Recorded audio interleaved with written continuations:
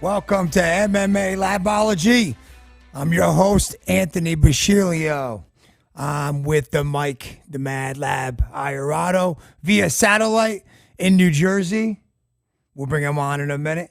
And then we got Showdown, Christine with her dog pick coming later. What's up, Madlab? No, what's that thing by you? Hey, don't worry about it. We're going to talk about that in a minute. It's the future. That's what this is called. Hey, watch your mouth, too, okay? I have a feeling I know what that is, too. Watch your mouth, because a lot of big networks want to start taking the show on, CBS, NBC, ABC, ESPN, and they said, no more cursing, so we got to watch it, okay? We got an F-bomb counter. As I look like we got an F-bomb counter, okay? Do we really? Yes. No, not yet, but we will have. Before we As start, I look like I was kidnapped by a bunch of miniature terrorists. Look at my background. Look at my lighting.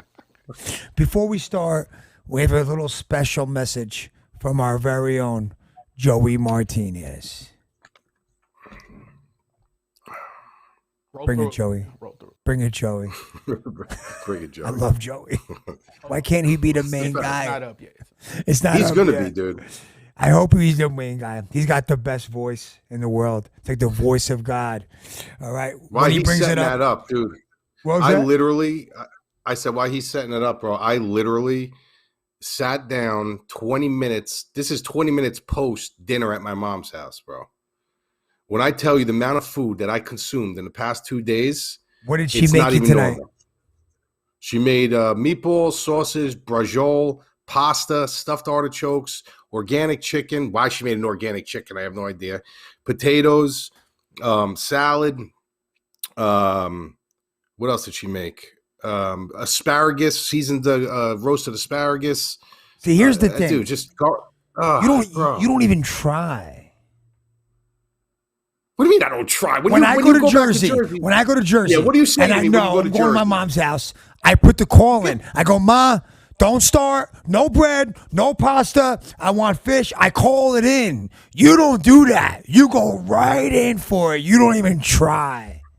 Yo, Quan. Then he comes back. He goes into the office. I give him a hug. Yo, bro, how was it? Gone 2 weeks. Is that? Oh, dude, I ate like such a slob. I didn't go to the gym. I didn't do this. Bullshit. I didn't do that. Whenever I go to Jersey, I go to the gym. Maybe the diet's you got a car off. when you're here. What was that? You're a little off. You told me you felt like crap when you went back. Nah, like, you're dreaming. That didn't happen. Well, I did. I ate like then I went to my brother's house last night to celebrate, and I had 7 slices of pizza. 7. I love pizza. Thank God we don't got good pizza out here. Yeah, exactly. Our pizza's not that good out here. All right, we're going to bring on Joey Martinez over here with a special message, and then we'll get going here. Fight fans, it's ring announcer Joe Martinez coming at you right now with a young man celebrating his 45th birthday. He's an MMA analyst and owns an MMA content site giving weekly bet advice and DraftKings plays for UFC. Visit themadlabmma.com. And now a happy 45th birthday to the undisputed greatest MMA tout of all time, Michael Madlab Lorado. Hey, Mike, happy birthday. God bless and take care. How great is that? Bro, guy? I probably listened to that 40 times, dude. Dude, when I first got it, I was showing everybody in the office, the kids. I'm like, how awesome this is. Joey Martinez for 75 bones. They must not pay him too much over there to announce if he's doing that for 75 bones. Bro, Michael Buffer's on there. Michael Buffer, I think, gets like 500 a clip. No, he's like a couple thousand. Is he Michael Buffer? Yeah. Even Bruce Buffer's even up there. Fuck him. Excuse me. Curse number 1. Hey. We're going mainstream. You can't do that. Where did we Oh, get? shit. We got 6 minutes into this show. Benny. Hey, Benny, it wasn't All me. right, let's do it. Okay, That it was wasn't me, Benny. Right. You heard him. All right, let's go. All right, we got any NFT talk? Yeah, we did some NFT talk, all right? I'm going to breeze through it real quick. What you see right here is the future. Can you see it, Mike? So it's basically an NFT holder or display frame, like a picture frame.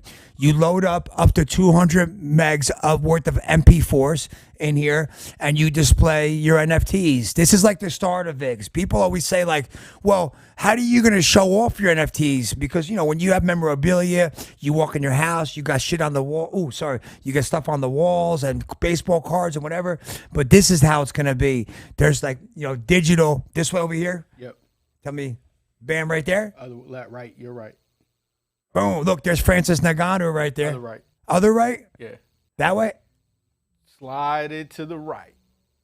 Ready? Is that camera? This way. Yep. Boom. Right there. Right there? There you go. This one holds about 10 or 12 of them, and you could rotate them in there. I got some really cool Zions that are going to show up. I don't know, did I show you the Zions I got, Mike?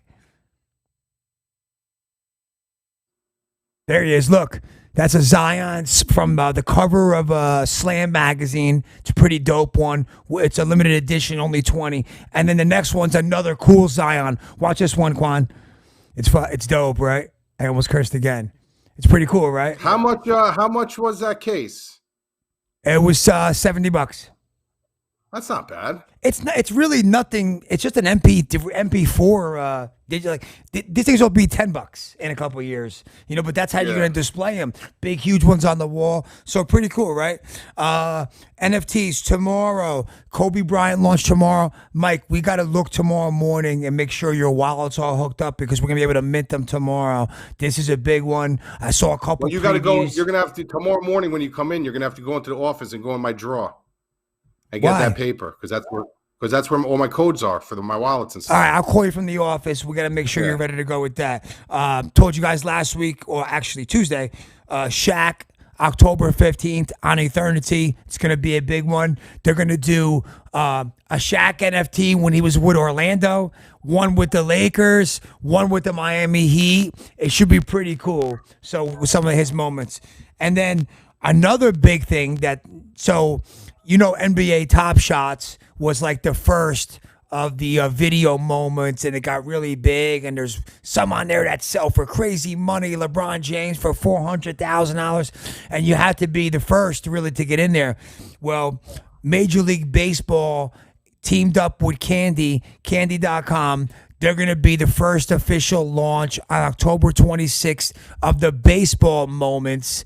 And if you get in early, these things could be worth crazy money, $50 a pack, and it's awesome. I saw a preview. I saw a Fernando Tatis one. It's a cool video of him hitting the home run with the bat flip, and then it zooms in onto like a card with his signature. Really dope. If you get in on this, you can. You have to go to Candy.com and get in their Discord, and then they could whitelist you to buy them before the general sale to the public. And the first packs are going to be the 80 All-Stars plus the top prospect from every major league team. So you're getting the best players on the first drop. I mean, if you know about Top Shots and you know the value, these things could be to the moon. So if you're into this stuff, go to Candy.com, get in the Discord. So that's all I have for NFTs. I know we have NFL tonight, Rams, Seahawks. So my dad calls me, Mike. So we have Survivor, this huge Survivor pool that we're in. Me and Mike been doing it for years. I actually won a share of this Survivor pool 4 or 5 years ago, and it's big. Me and my dad won $72,000, and Mike was helping us that year.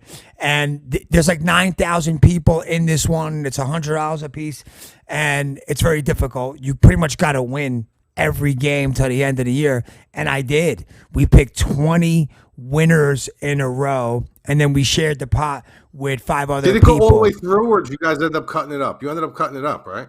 We cut it up, but it went to the end of the season. So the choice was because there was one guy, I remember.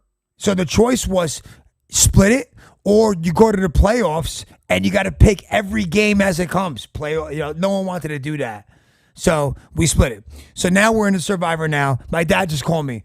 Hey, my dad's always on the other side of things, like, because he doesn't know point spreads. He don't know what's going on. He calls me up. He's like, hey, so I think we pick Seattle tonight. He's always on the Oh, other no. side. I'm like, no. I'm like, we got to stay away. This is a tough game. I don't want to pick this game. He was begging me to pick Seattle. I said, no, we're not picking Seattle because I like the Rams tonight. But it's also too close to pick for a Survivor, I think. That's why we didn't do it. Who do you like tonight, Mike? Well, Thursday Night Football is always a shit show. You know what I mean? It's always a tough go Thursday Night Football. But also, I went against my laurels tonight, and because I never play divisional games. I don't care how good one team is to how bad one team is. I try to stay away from divisional games because they always end up like a weird game. Like I can see how many times have the Jets, when the Jets were terrible, they've given Brady problems in certain games. Like those divisional games are tough. I'm going against my laurels today, though. I'm going with the Rams. I took the money line instead of the 2.5 or the 3, whatever you guys can get it at. I took the money line. I just don't see them losing. I don't see them losing 2 in a row, and I don't see Seattle being that crowd threat anymore. Like I just thought those days are gone. They're still a tough team. They're still at home. I don't see the Rams losing 2 in a row. I think it's going to be a good game, but I think the Rams money line is good. I like it, but I just I hate betting against Russell Wilson because he's that X factor that could carry a whole team on his back. So, but I'm with you. I like the Rams money line. Make sure you guys come to the Madlab MMA.com. Use promo code BETSTV. We just added Madlab's NFL picks. He's been crushing NFL and props the last 3-4 weeks since the season started. A lot of our subscribers are like, hey, can you guys add on an NFL package? We would buy it.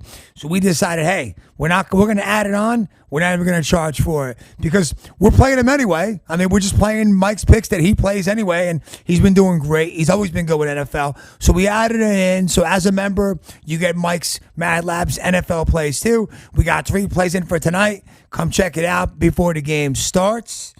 Now, let's go over to why we're here, MMA, UFC, and let's start with Showdown's corner. Let's get Christine on. Let's talk about Showdown's dog pick of the night, and Madlab and Showdown will take it down right now.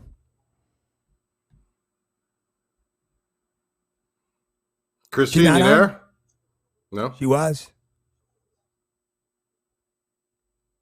Dude, you got to love that Zion, that basketball. Come on, that thing's sick. That's really cool, dude. It's awesome. You're going to have them all over. Bro, you're going to have them all over the office. I know you. I'm going to have them everywhere, all over the house. I'm addicted, dude. I told you, I'm either going to be filthy rich from this or dead broke. I can't stop. We got it. We got Christine on. All right, let's bring Christine on. Let's go. What's up, Showdown? Hi. How are you? I would like to announce that Showdown is 2-0 on her dog picks. Last Thursday was her debut on the show, but when we had the technical difficulties the week before, she text messaged me her pick, which was correct. Following into this week, it was correct. She's 2-0, looking for the hat trick.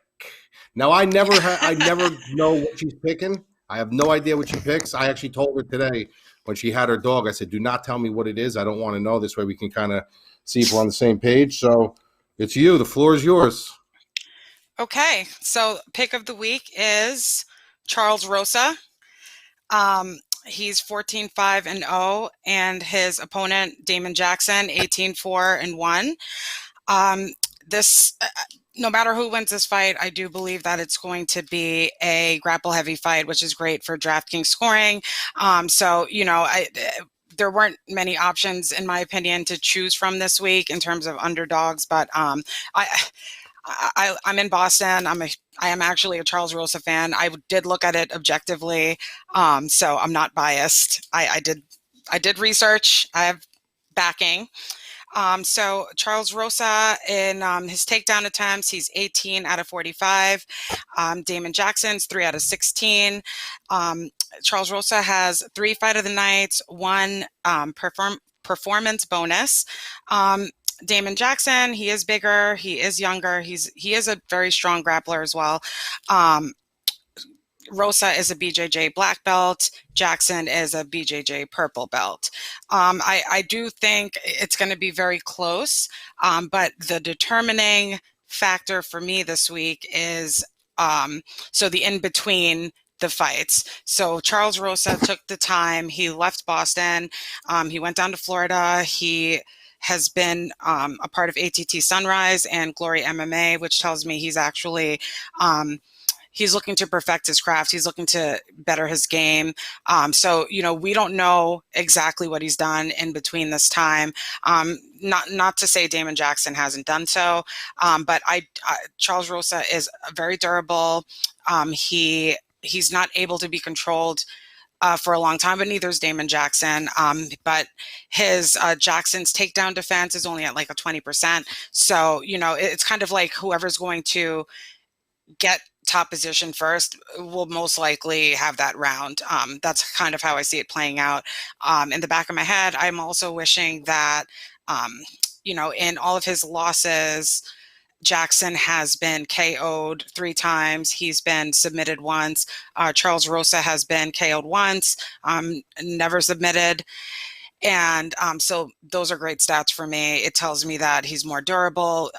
If they were to get to the feet, I think if Rosa can, he usually uses a lot of leg kicks. So, or he can, take a strong hook, uppercuts. He doesn't really uppercut, but strong hook to the face, maybe wobble Jackson a little bit, and then, regain top control from there, and get more takedowns, which is a gold mine for DraftKings scoring. So for that reason, I'm going with Rosa, Boston Strong, and it's not because I'm in Boston, it's because he's the better fighter, in my opinion. All right. Well, we are on the same page on this fight. I am taking Charles Rosa as well. A lot of the same reasons that you're taking him as well. As far as the thing that the problems I have with both guys, and this is what was the deciding factor for me, is when you look at Charles Rosa, this is a kid who has completely underperformed in a lot of his fights, especially in the grappling. If you've watched him against Bryce Mitchell, he looked like a white belt. And I understand that grappling, the belt rankings, no black belts are created equal, and MMA grappling is far different than gi grappling. It's a completely different animal. Right. But when you're a Ricardo Laborio black belt, they don't just hand those out every day. So for him to get work like he did against Bryce Mitchell, and if you look at his career for the past couple years, it's a rotating door of wins and losses. He wins, he loses. He wins, he loses. He wins, he loses. So in all actuality, if you do follow MMA math, he's up for a loss. If you really, I didn't even want to bring that up. I don't agree with that. No, but I'm just saying, I don't do that. But I'm saying if that's what you do, that's what you do. The thing with Damon Jackson is the kid is a very, very crafty no-gi grappler. Extremely crafty. He's got 18 wins, 14 wins by submission. And a lot of those submissions are from what you just said, from him getting taken down. It's not from him taking people down. He gets taken down, and he takes advantage, and he'll submit you.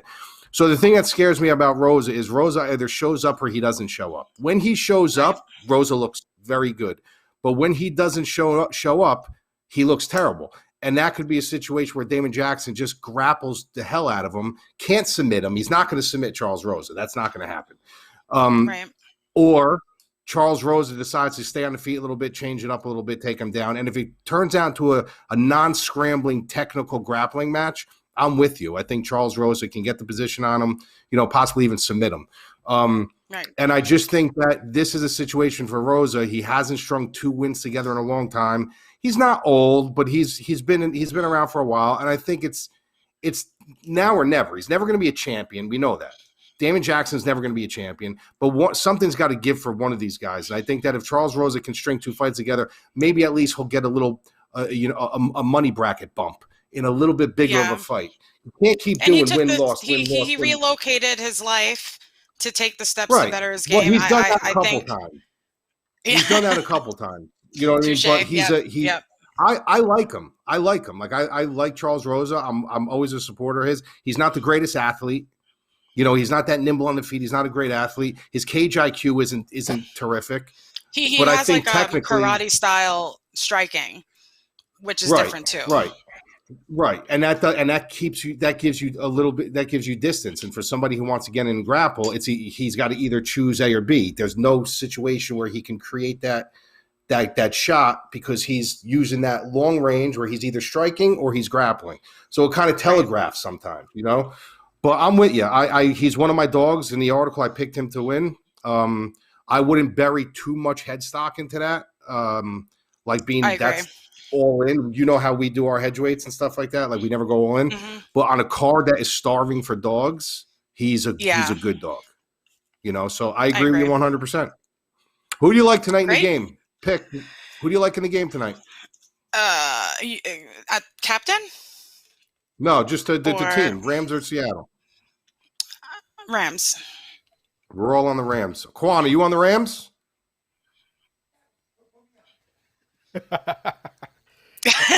He's here with a Stafford jersey on, bro. With a Rams jersey on. What do you think? All right, dude. I'd like to comment on your on you two's Charles Rosa dog picks, if you don't mind. Oh boy. Yeah. All right. So, Charles Rosa has burned the Madlab MMA not once, not twice, but three times out of the last 4 fights. Let me start. Yep. It first started with Bryce Mitchell, that we picked Charles Rosa to give Bryce Mitchell his first loss. That didn't happen. We then picked Kevin Aguilar to beat Charles Rosa. And you know what happened? Charles Rosa beat Kevin Aguilar. We then put a bet on Charles Rosa to beat Minner. And Minner beat Charles Rosa. Charles Rosa has burned us 3 times until we picked to beat Justin James. I'm just saying, let's see. Because if it happens again, I hope we learn our lesson with Charles Rosa. He's dead to me. He's dead to me if it happens again. 3 times. You know what? He burnt He's us. probably thinking the same thing, though. You know, he knows the whole industry is saying, you know, he's alternating wins and losses. He's due for a loss. And the betting line, you know, he's an underdog here. He might feel disrespected by that. So all of that leads me to him winning. I'm with you. Well, here's the thing. Let's do it. This is my biggest thing about this whole thing. And I'm not saying he did this because he did not do this, but I would do this. If I was Ricardo Laborio and I had Ricardo, you get a Ricardo Laborio black belt. That just doesn't, not everybody gets that. If you're a Ricardo Laborio black belt and you get worked, you can get beat. But if you get worked for 15 minutes on the ground, like he got worked by Bryce Mitchell, I'm almost disgusted. Bryce Mitchell's high level, though. Bro, you're talking about Ricardo Laborio, dude. He's one of Ricardo. Like, listen, he is high level, but to get worked like that, he got worked every round. I remember it was terrible. Yeah, he looked like a white belt. He should have beat Minner, though. He should have beat 1,000% should have beat Minner. He should have beat Minner. 1,000%. All right, let's see what he got. And Aguilar should have beat him. And Aguilar should have beat him 3 times. This bastard burnt us. See, I didn't say the F word. I said bastard inside. All right. Yeah. Thank you, Christine. You're the best. No problem. Talk to you soon. No. All right. So we're both on the same side this week with that. I like it. All right. Let's start digging bones now. Let's go. Main card breakdown.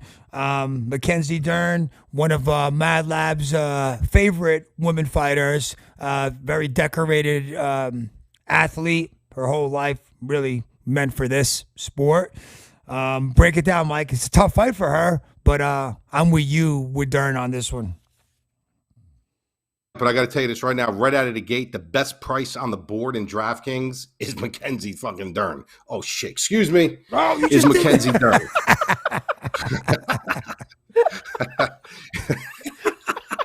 We're getting better. I haven't said it once. Right. At least we're catching each other.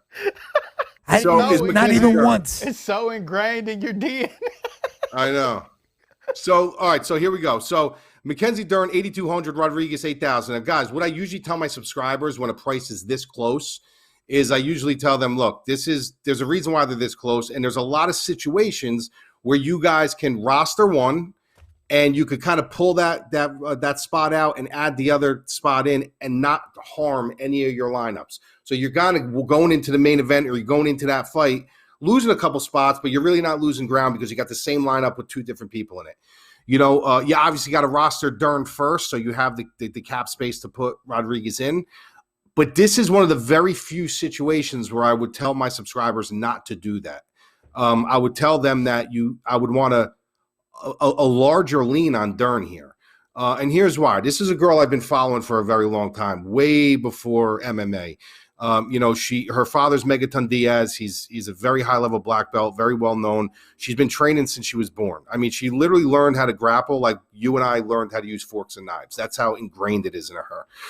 So this is a girl who fought Gabby Garcia in MMA, in Brazilian Jiu-Jitsu, like just very, very high. And Gabby Garcia, those who you don't know, she's actually a Brazilian Jiu-Jitsu Hall of Fame.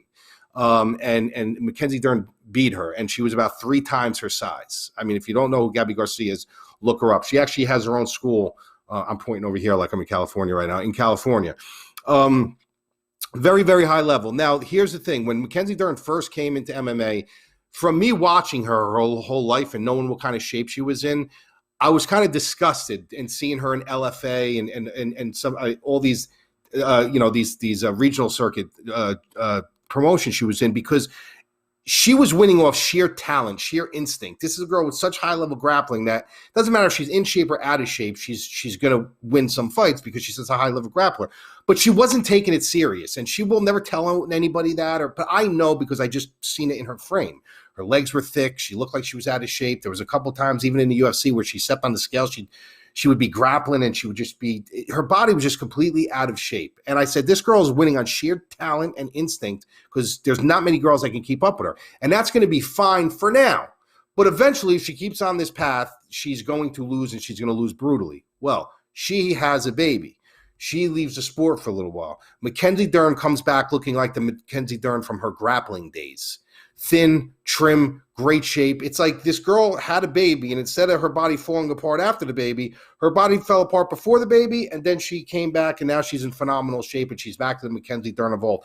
I don't know what it is about these fighters that have children and then come back, and they got this like resurgence about them, but that's what Mackenzie Dern have. So now when you have Mackenzie Dern with the talent pool, the talent that she has, working with her hands now, taking it much more seriously, having a family. This is a very dangerous I almost said it again. This is a very, very dangerous fighter. Very, very dangerous.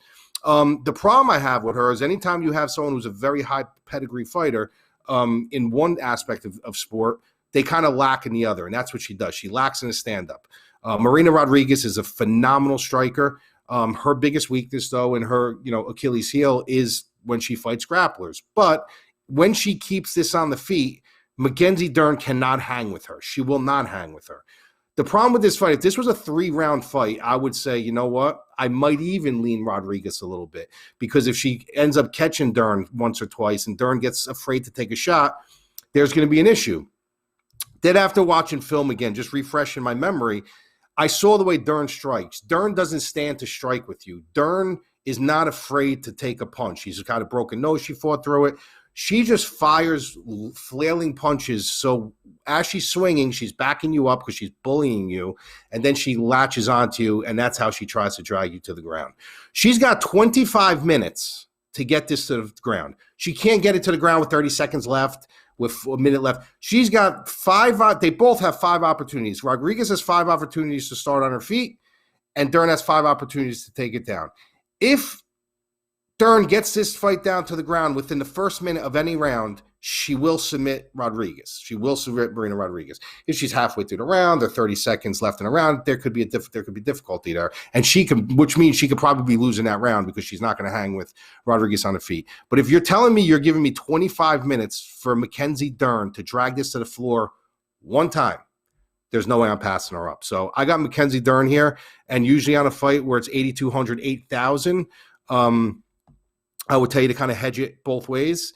You got to hedge. You got to take Marina Rodriguez, but I'm going to have more weight on Dern. If you look at the lines, the line is around -160 Mackenzie Dern, a little bit juiced. You can get her inside the distance for -110, -105. I'd rather see you guys do that instead of taking her by submission where she's only +110. You might as well pay that extra 15 points. And get inside. God forbid she gets on top of her, and you don't know what can happen. So the inside the distance actually holds more value. There is going to be a bet here. I'm going to tell you right now that I might even take her straight up. I might even take her straight up to secure it, but I already got a play in on Mackenzie Dern inside the distance. It's a tough fight for her. It's a very tough fight I for her. agree. I mean, Rodriguez, she blew through Rebus, Waterson, and Dern's only loss in the UFC was to Rebus, right? Mm-hmm. Very impressive, but that was especially against Amanda Rebus. But that was when she was out of shape. Yeah, no. I agree with you. Definitely a tough matchup. I agree with you. I think Dern gets it down and finishes her inside. You also got to remember this, Bush. You also got to remember this. 2 of those victories that she had, Tisha Torres and Michelle Waterson, natural atom weights. They had to move up. Very small. Yep. Very small. I'm with you. All right, let's move on. Randy Brown. I know you love this guy. Randy Brown's awesome. I mean, he has 2 losses against some formidable opponents. 2 losses in the UFC: Nico Price and Vicente Luque. You can't say anything bad about that. Jared Gooden. Oh, you spelled Gordon in the breakdown. Yeah, I know it's Gooden. Jared Gooden coming in at a plus 184 dog. I love Randy Brown. I think I'm with Randy Brown easy on this one. Yeah, I like him. I commentated with one of his coaches, over at Ring of Combat. Super nice guy, Matt Cully, and Randy Brown is like the type of kid I like to say is like when we go to college when you're super young, and I always say like don't decide on your major as a freshman. Like never decide your major as a freshman because you really know like who you are, what you want to be. Get your liberal arts out of the way, and then your junior year you can decide what you want to do. I think Randy Brown's kind of that same like creature. Like he came into the UFC, he had a lot of potential. He didn't look at that good, but he didn't know who he was. Now all of a sudden he's kind of hitting his stride a little bit, and it's not. People are like, well, it's a little late. It's not too late. He's in his prime right now. I think he's 31. So this is a kid, or 32. This is a kid who has actually a perfect time to hit his stride. It's got, there's not that big of a difference between the length of these guys, but there is because Randy Brown fights very long. He's gonna seem like the much longer fighter in there because he knows how to use his length where Gooden doesn't. Gooden does have a chance in this fight, but he's gonna have to catch Brown. I just don't see it happening. Like I don't like the price of Brown at 8,800. I think it's a little pricey. And if you look at his values, 100 plus points, 2 of 10 times. Current market value is 4 of 10. So he's hitting 8,800 at a 40% clip, 40 clip, which isn't that good. But every fight he's getting better and better and better and better. So that can go up to 50%, 60%. So I don't mind him here. Like I don't mind. I'm definitely picking him to win the fight. I don't mind him here. I think people are going to get a little drawn into that $7,400 price tag. And I'm not going to be. I'm going to have a little weight on him, but I definitely think Brown is the right side here. Yeah, look, he beat Barberena, Alves, Cowboy Oliveira. He won 3 of his last 4. I like him. I think he wins this fight handily, and I'm with you with Randy Brown here. Your boy, Tim Elliott. I know you have your feelings about Tim Elliott, up and down, seesaw with Tim Elliott, fighting a really tough Nicola. I was, I read the breakdown here. I thought you were going to pick against Elliott, and I was a little surprised at what I read here. What made you lean on the side of Tim? I just think I like Nicola. I think Nicola's the better fighter. Like, you know what I mean? I think he's the more technical fighter. That's why I was shocked that I saw you picked Elliott. But here's the thing: to train for somebody like Elliott, it's very difficult. He gives you fits. He has that wacky head movement. He dances from side to side. Then all of a sudden he'll shoot in for a takedown. His striking is good. He's got a very good gas tank. Like he's always in a fight. He's going to fight for your money. He's always in the fight. I don't think Nicolas has seen anything like that yet. And being able to handle it, being able to see it, but being able to make the adjustment to figure that puzzle out are 2 different things. When you get fighters like Elliott and some other guys like Michel Pieta and stuff, like they're very hard to find training partners to really mimic their style because they kind of beat to their own drum. And as much as I hate Tim Elliott, like I can't stand this guy the way he fights. He's blown up my spot so many times just because in the 3rd round he's dancing around, he's letting the guy punch him, he's walking forward. I'm like, all right, well, it's funny to you, but the judges are looking at a punch is a punch. You're still getting punched. So he's blown up a couple of my lineups and he's blown up a couple of my nights. But at the end of the day, he's a very different look for Nicolau. Nicolau's never seen this kind of look. Now, he could come out and completely be adjusted to it and run roughshod all over Elliott. But if he doesn't, and Elliott wins the first couple rounds, the first round, second round's close, he can go either way. Third round comes in, and then I'm expecting Nicolau to really get a beat on him and start taking it. It's not easy to finish Elliott. And at that point, he might have had enough distance before he made the adjustment to win this fight. So, on cards like this, you really got to pick and choose your spots wisely. And I just think that the veteran nature of Elliott, the very herky-jerky style of him, and his ability to secure a takedown and kind of secure these transitions on anybody, even at his age now, even though he is getting a little washed up and he's hasn't had the greatest track record, I think it's a fight that he absolutely can win. And I think a lot of people will be on Nicolau. And I think it might be a good little pivot spot to jump over on a card that doesn't have many dogs. I think Elliott's very live. I'm not saying he's going to win the fight. I'm not confident. I'm not telling you guys to put a bet in on him or anything like that. But I'm telling you, on a card that's not that live, that don't have a lot of live dogs, Elliott's live. He's definitely live. Nicolau's coming out of -200 favorite here, so that's a nice. He's definitely a live dog. I like it. I was a little surprised to read it, but I understand the theory and the philosophy. I picked Nicolau before I made the breakdown. You did? Yeah. And then I started once diving you ripped in. the film? I went the other way. Yep. All right. Well, listen, like you always said, it's an average of 2.5 to 3 dogs come through on every card. And if you're on the right side of those dogs with DraftKings, you're going to have a good night. Yep. All right. Let's move on. Speaking of someone that burnt us, Sabino Mazzo versus Maria Agupova. It's a really, really good fight. She burnt us last time. Agupova's gas tank is suspect after she gassed in the second round against, I forgot who it was. But she was so impressive before that, Agupova. And then all of a sudden, the tank just showed in her last fight. Mazzo, same thing. What do you think? Something's up with Agupova. I don't know what it is, but it's almost like she just doesn't look right to me. I don't know what it is. I watched some of her interviews, the way she talks, the way she acts, the way she keeps talking about like money and this and that. Like something's up with her. I don't know what it is. I know there were rumors and rumblings that other people said that I'm not going to say because that's something that I never want to be hinged on, but it had to do with like drug use and stuff like that. I've heard it from multiple outlets. What? She's on the gas? No, like recreational drugs. Oh, maybe. Yeah, like, so, I don't want to even imply that, but I did hear from a couple outlets. But the thing that bothers me about this fight is this. Agupova comes out super hot.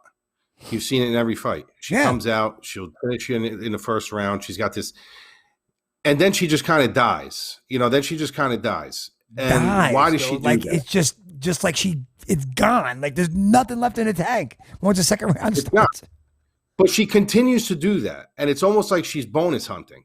Like she wants so bad to get it done in the first round that she throws everything away. And she's like, you know what? I don't care. I'm going to live or die. I'm either going to get a fight of the night or a bonus. It's because you can't be that unintelligent to understand that, like, I'm going to gas. Like when you're training in the gym and when you're training in your own rounds, you could kind of gauge how good your cardio is, where you can last, how far you can push. You can. It doesn't always have to be live. For her to go in there and completely gas out at the end of one round, and that's just the way you come out. That's just the way you come out. That doesn't sit right with me. Somebody like Sabino Mazzo. Yeah. But that was unbelievable. I remember watching it. I couldn't believe I saw that. Bro, that was the biggest dog on the night. She was like minus 1,000 or something, right? Yeah. Yeah. Everybody had her in parlays and everything. Yeah. Yeah. And you know what I mean? So just to see that, like, alone, it was like, dude, something's not right. There's a wiring issue between her coaches and between her. Someone's missing something, because that doesn't happen.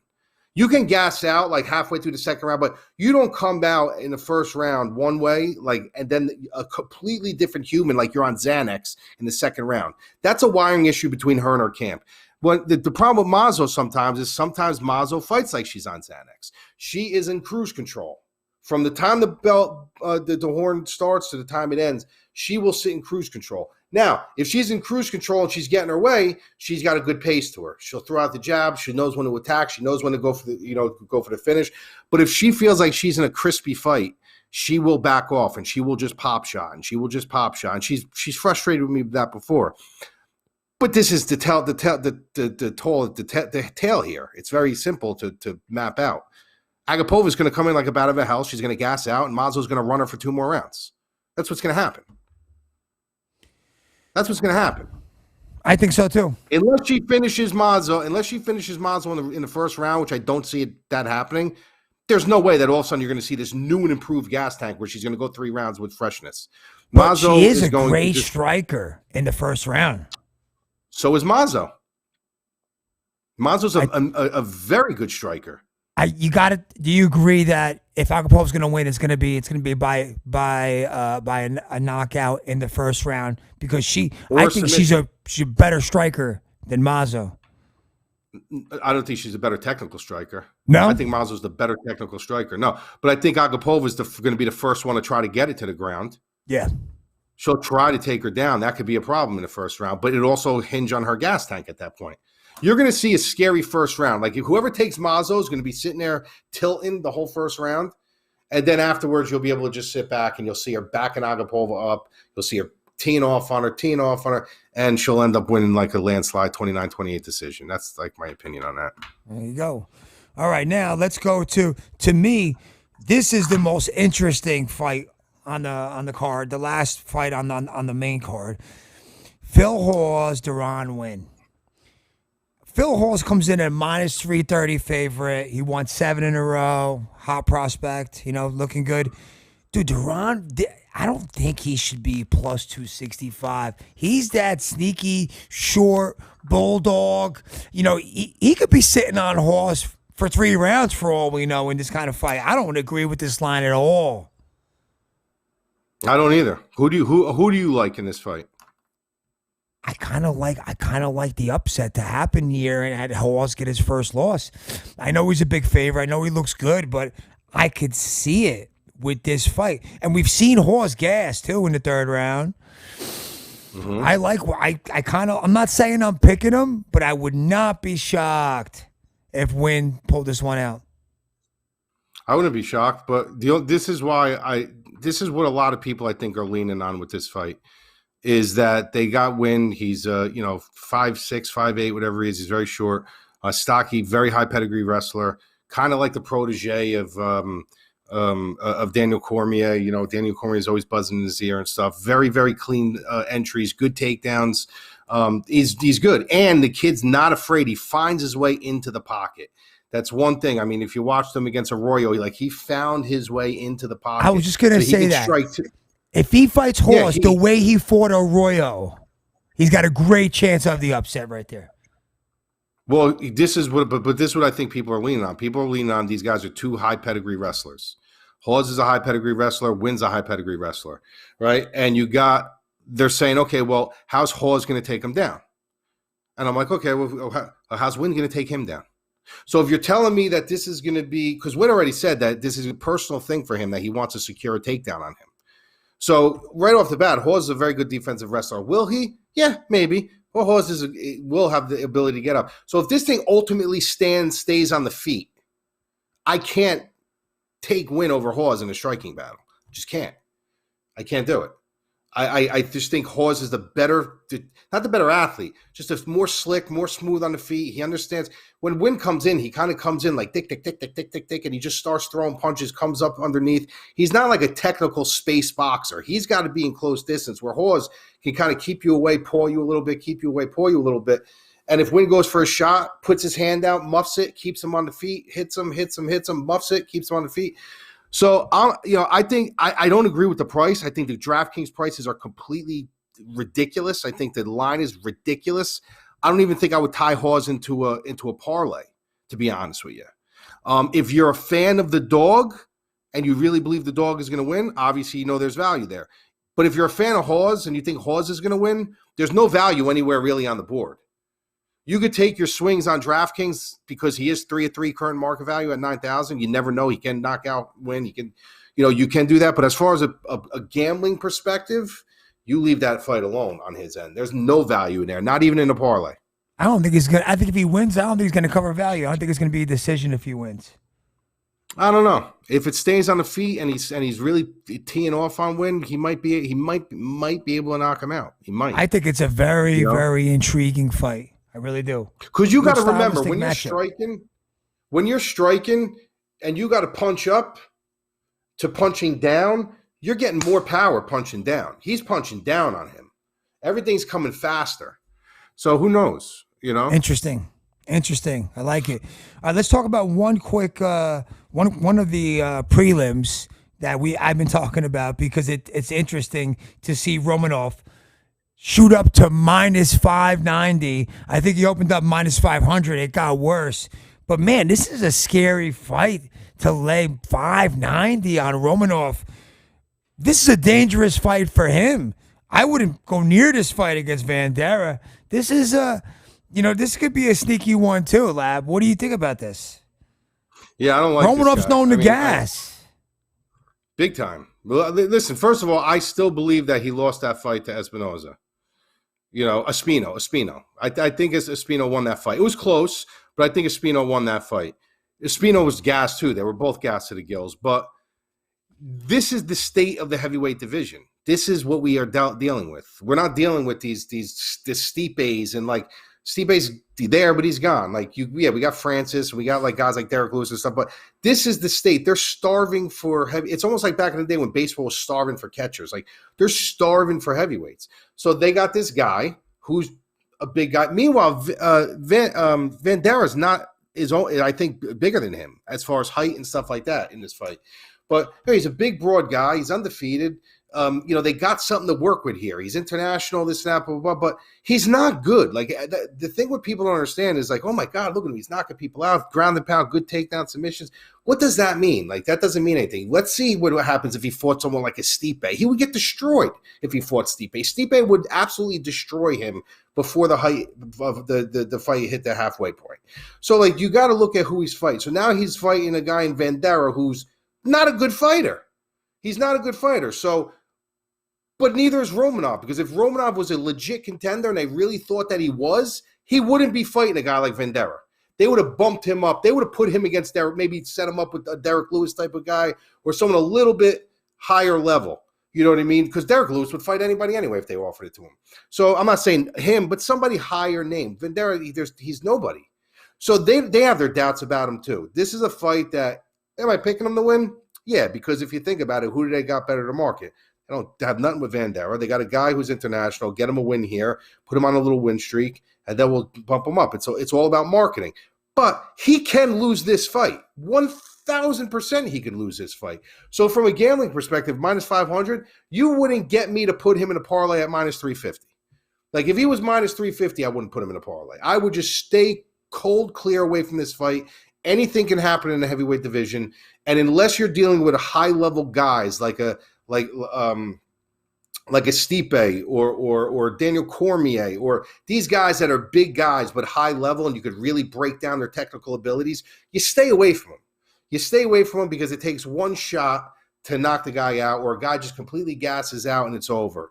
So I wouldn't be surprised either way, and this line is completely out of control for me. I wouldn't go near this fight with a 10-foot pole. Out of control. If he wins this fight, I'd like to see him fight, what's the British guy's name? He just fought 4 weeks ago, the heavyweight, and the guy's got a lot of power. Aspinall.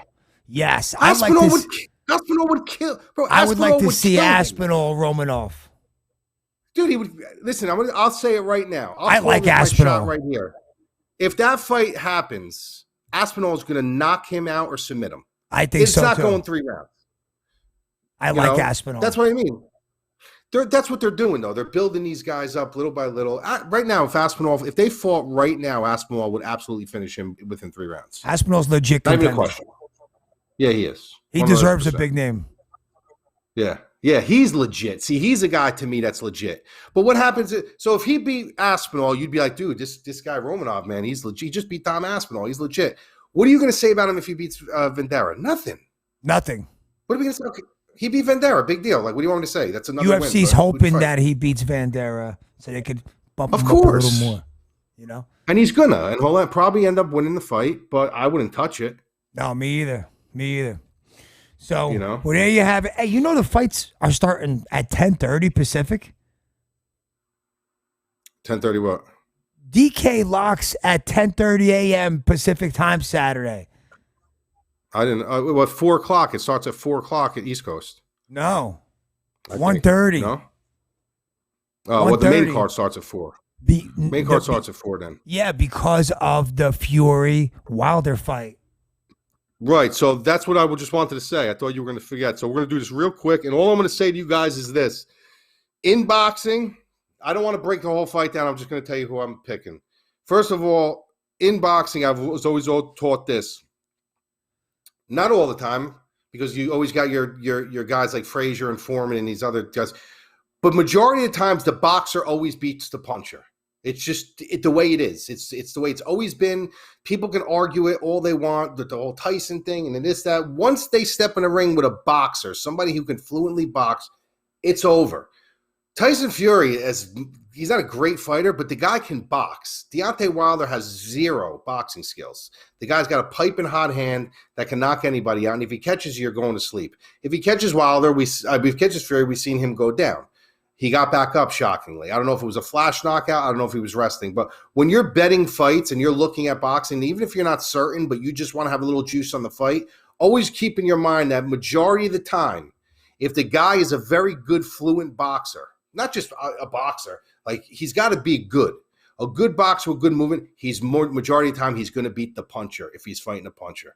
So just keep that in mind. So I'm going with Fury. I think he outboxes Wilder. I think he gasses him out, and I think he could possibly finish him. I think Fury outboxes him, outclasses him, and when rides a decision, maybe even knocks him out. Maybe a late knockout, like a 9th, 10th round knockout. I think he's just way better of a boxer. I don't think he's a great heavyweight, but I think he's the best I think he's the best we got right now. And if he wins this fight and he fights Usyk, maybe we'll see, another Evander Holyfield type guy who moved up from cruiserweight to heavyweight. That'd be nice to see. But right now, I think Fury wins easily. What do you think, Quan? I did this breakdown on Last Word Cheetah. We had a caller call in, and I said the exact same thing that you guys said on Tuesday. The boxer outboxes the fighter. He's got a chance at power, but the way that he got up from that knockdown doesn't look like Wilder can hurt him. So, I mean, that's got to come in and affect your mental as far as Wilder goes. Like, I gave him my best shot, and he got up. So what can I do now? And don't think that Fury's not in his head. Yeah. Fury's a very good trash talker. Very good. Very, very good. Probably one of the better trash talkers in boxing that we've seen in a while. Knows how to talk trash. Knows how to get in your head. I know he's in Wilder's head. You know he's in Wilder's head. He already won the mental game part of the fight. So that's what I think. I'll be watching. After all those excuses. You know what I don't like about Wilder? He creates these scenarios, dude. He makes these scenarios, and like he'll come on and he'll be like, he may have won the war, but when the king needs to eat, the king's going to find his way home. Like the things that he says, dude. He's not personable. He's just not a good champion. You know, the whole bomb squad thing. Like, why? Fury's got a story behind him. He was a drunk. He was 300, 400 pounds. He was 400 pounds. He came home one night from a party and told his wife, I'm going to train. And she said, how many times you told me this? You told me this 50 times. You still haven't done it. And that was it. And he went back in. He ended up winning the belt. That's a story, dude. He's got the persona. Yo, if he had the shape, if he had the build, like a good heavyweight solid rock build, that alone would make him elevate him more in the eyes, I think, of the public. Because when you're looking at the it's awkward to see a guy in that shape, but he could throw. He's got fast hands. But, when you think about the heavyweight champion of the world boxing, you're always looking at like that Sparta kind of muscular, physical specimen. So it's a little weird to see a guy like that. So when he first came up and I first saw him start fighting, I was like, who's this slob? Goofy, yeah. It was this goofy slob. But, over time, watching him, I'm like, wow, this guy actually could throw. He's actually a really good boxer. He's actually got really good fight IQ. He's smart in the ring, smarter than I thought, and he continues to win. He's never lost. He's still undefeated, I believe. I don't think he's ever He's lost a very, fight. very good. He's very good. Very good, Tyson Fury. Very good, and I think he wins easily again Saturday night. I think this would be the end of the Bronze Bomber. I agree. I don't know if it'd be the end of his career, but I think Not the end of his career, but I don't think he's going to ever have a charade. belt again or fight for a belt. This No. would be 3 times. He should. Dude, do you know how many people have ranked him as like a top heavyweight just because of his record? I mean, it's just disgusting, dude. Like I all swear, time? Quan, I swear to God, Wilder? people ranked him as like a top heavyweight because of his knockout to fight ratio. When he was 47-0 with 46 knockouts, when you looked at that resume of those knockouts, there wasn't even one guy that I recognized on the list. Like nobody. Now he does have a lot of like power. Tyson. What was that? Like Tyson. Don't Like even Tyson. start. Don't even start. It was the Ortiz fight for me where I was like, okay, he's not really that good. Get out of here. All right, guys. What wrap Ortiz it up. fight was that? We were at an Ortiz fight when Ortiz lost. Were we at Ortiz Wilder in No. Barclay? Was that at Barclay? We didn't go to a Wilder fight. No, we went to no. Me and you went to an Ortiz fight. He fought as the co-main event to the 2 welterweights we went to see. When we saw Lemieux Triple G. Nope. No, we saw Triple G Sergio Martinez? No, it wasn't those 2 guys. It was God, dude, the guy with the list. Derman Garcia? Yep. That was the co-main event. Ortiz was on the co-main event. Was he? Yeah, he actually won. That's right. He won that fight. I remember. He That knocked was a the guy good out. card, man. Devin Alexander fought Sean Porter on that card. That was in the early bouts.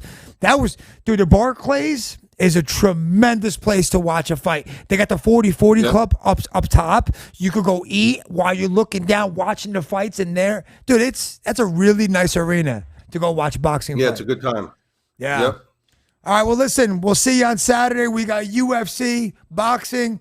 My wife and my son's going to be in Jersey for 5 days, so I got nothing to do but fights and football and sports all weekend. I'm so excited. So you don't got it. So at 1:30 in the afternoon, you'll be planted for the 4:30s. No. You know why? What do you mean? I promised my son Dario that I would bring him up north, about an hour and a half away, to this car show in the morning. So, and I didn't know the fight started early. So I'll be back around, like, I would say 1 o'clock Pacific. So I'll probably miss the first 4 fights. What was that? We lost you. I thought he's coming to Jersey. No. Christian and Veronica are. Dario staying just with Christian. me. Oh, okay. All right. So Dario's staying with me. I promised him we go to this car show, so I'm going to do that. And then Michigan's playing the night game against Nebraska. What a weekend. All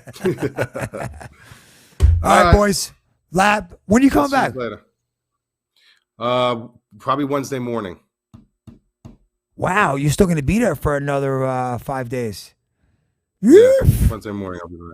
Maybe All right, Tuesday. I got to see. Tuesday or Wednesday. I didn't book it back yet. Tuesday or Wednesday.